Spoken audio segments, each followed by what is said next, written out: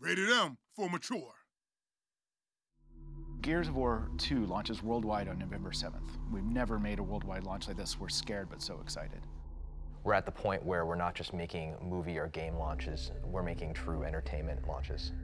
There's guys waiting in line in Seoul and in the West Coast and the East Coast, all getting their copy of Gears of War at the same time, part of a community.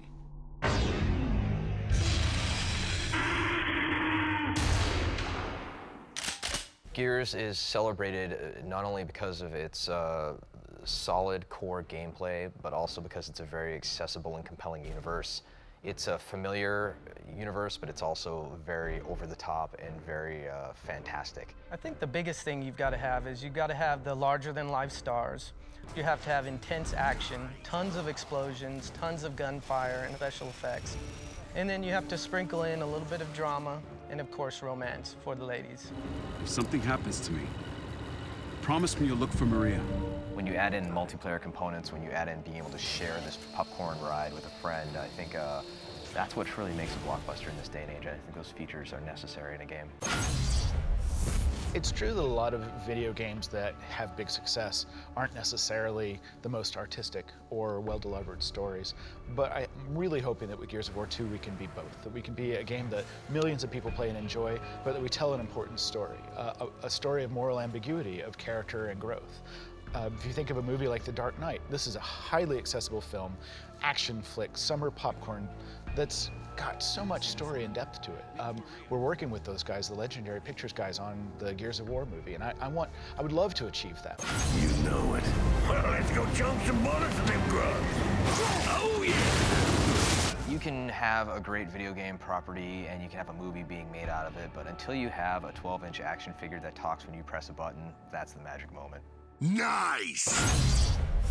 The thing that makes a popcorn or an epic film great is the shared experience. And I think when you have video games that are building to these tremendous launches, you're continuing that trend as far as playing it with a buddy right next to you. You're waiting in the midnight launch queue in order to get your hands on, and you're doing it in a virtual form as far as posting on the internet and discussing your experiences with the game. It's like this wild roller coaster ride that's a combination, some kind of mutated baby, of all of your favorite sci-fi, action, horror, and monster movies.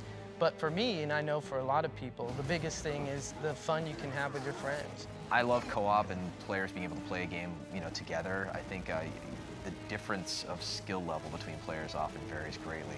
I think co-op is a great way of kind of giving a casual gamer a leg up into a game, and by allowing one player to play the game on hardcore mode and the other one to play on insane, kind of bridges that girlfriend gap of, hey honey, what are we doing on Friday night? And it's like, well, we're gonna go kill some locusts.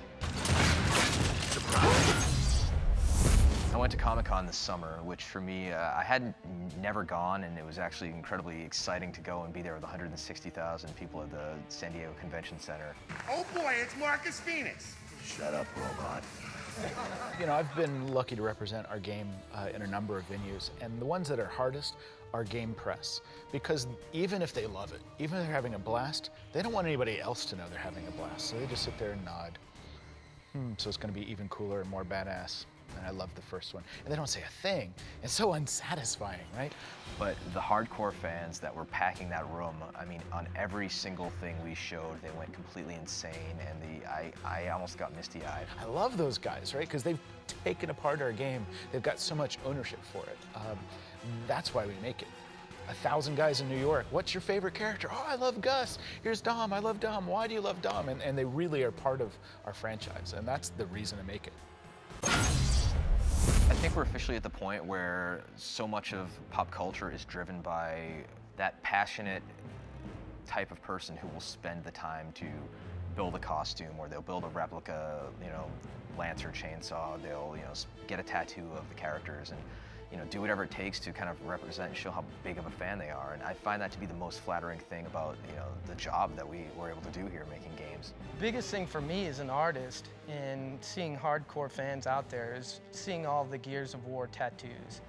That just blows my mind. That's a lifelong commitment. You're putting permanent ink on your body. Once you see that guy in the Locust costume, like mowing his lawn, or like in the supermarket, like, picking up like milk and looking at it and sniffing it and things like that, I think it'd make a great YouTube video.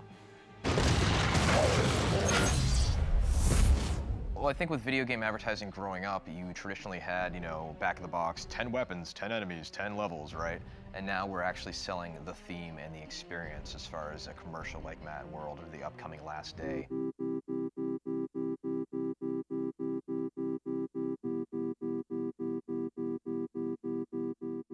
Mad World was a milestone for video game advertising as far as video game advertising truly growing up. It was truly a moment where a game spoke not only to all of the hardcore gamers that everybody knew would pick up the game, but random people stopping me in my building and saying, hey, I saw that commercial with the piano music. That was really cool. I think I want to check out that game. And we're hoping to continue that trend with the new commercial for Gears 2, which takes those themes of loss and of kind of that resonating melancholy element with sad music and showing soldiers who are preparing for battle and blasting it out along the airwaves, and then hopefully players, experiencing those themes and enjoying the campaign.